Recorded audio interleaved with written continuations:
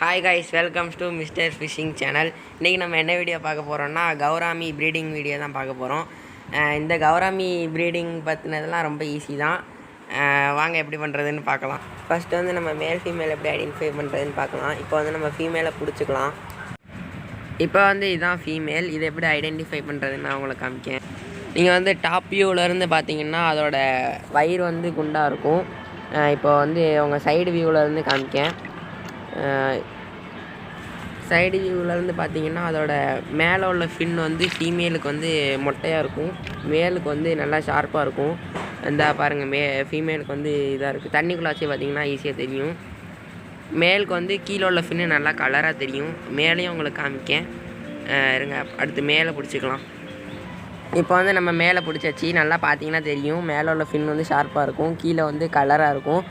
Top வியூவிலேருந்து பார்த்தீங்கன்னா வயிறு குண்டாக இருக்காது.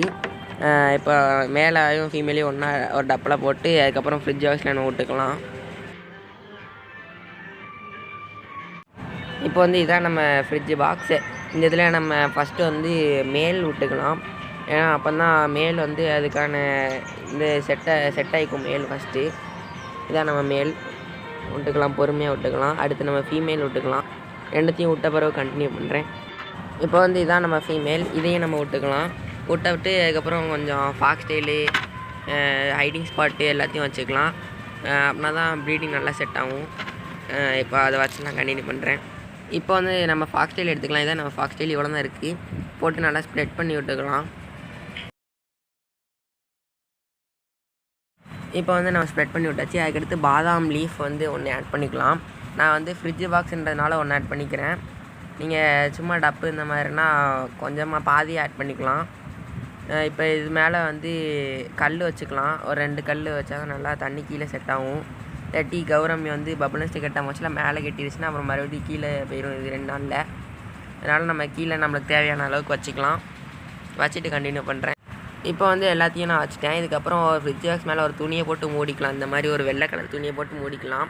இந்த துணி வந்து உள்ளக்க படாமல் இருக்கிறதுக்காண்டி ஒரு பலகை மாதிரி வச்சுக்கலாம். இந்த மாதிரி வச்சுக்கலாம் பலகை. இப்போ வந்து நம்ம ஒரு கவரை வந்து நாளாக வெட்டி அதுக்கப்புறம் அதை செலட்டாக போட்டி நம்ம ஃப்ரிட்ஜ் பாக்ஸில் ஒட்டணும். அதை ஒட்டிட்டு உங்களுக்கு கண்டினியூ பண்ணுறேன். எப்படி ஒட்டிட்டு எப்படி ஒட்டணும்னு கண்டினியூ பண்ணுறேன் கைஸ்.